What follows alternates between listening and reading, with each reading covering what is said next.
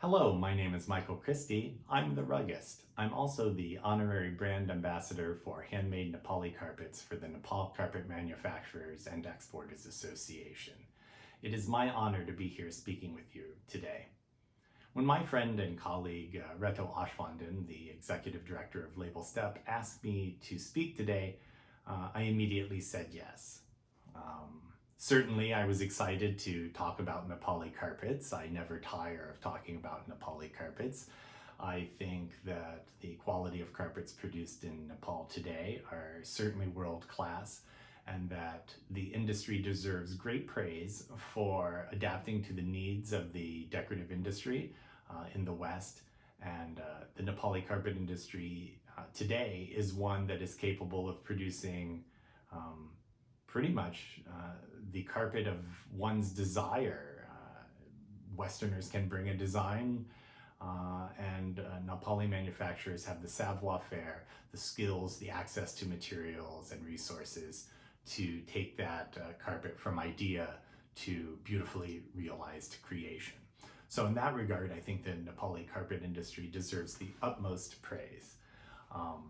I was, of course, also excited to talk to you about the future of weaving. I think the future of weaving is in a great state of flux. I think the pandemic is only making that change more apparent and making it occur at a faster pace.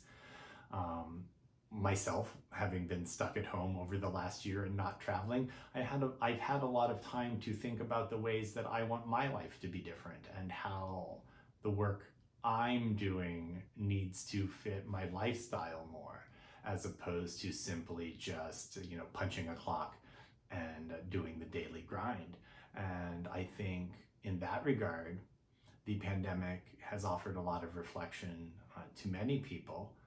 And but likewise, it's not given that opportunity to people such as weavers who work for daily wages. And so that brings me then to the Artisan Village project that was a partnership between Label Step and UK Aid.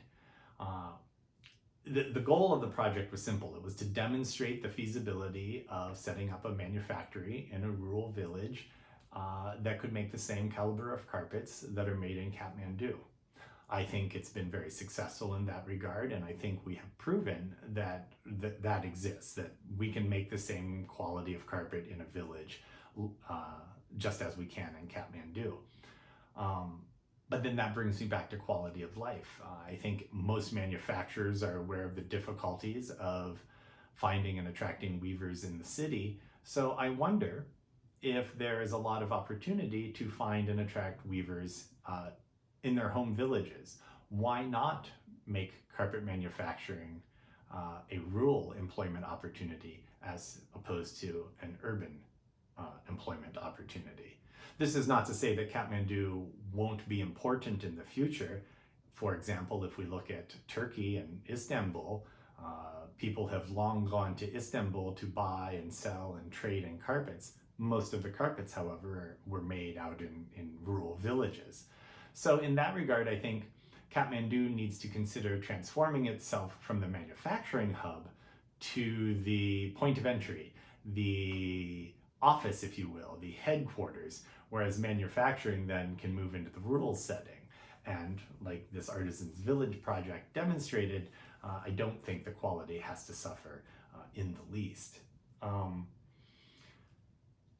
The other component of my love of carpets and working rurally and rethinking lifestyle really comes around to the notion of sustainability. How can we create sustainable products? We have to take into account environmental factors such as the materials, the way the materials are used, the sourcing of the materials, can they be returned to the earth, so on and so forth. But we must also think of sustainability in terms of how can we attract and keep employees and keep weavers employed. So if the industry is having trouble attracting weavers, then clearly something is not appealing about the industry.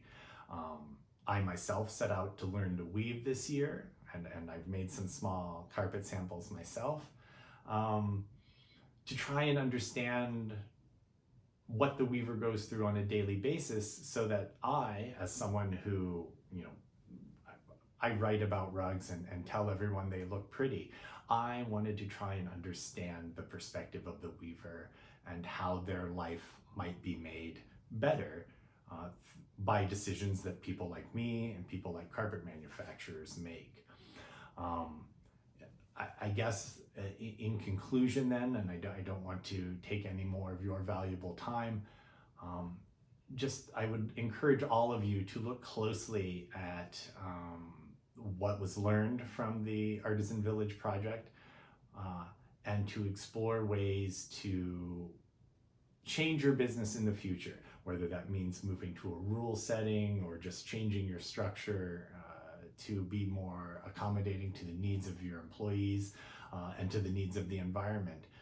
We just need to ask these questions, look at the available information, both that we're creating today, but also look to the successes of our past, and find new and creative ways to move forward. I'm very excited about the possibilities of moving into rural Nepal, and I look forward to working with all of you to promote a newly reborn, a newly reinvigorated carpet industry. Thank you for your time, and I hope to see you all again soon.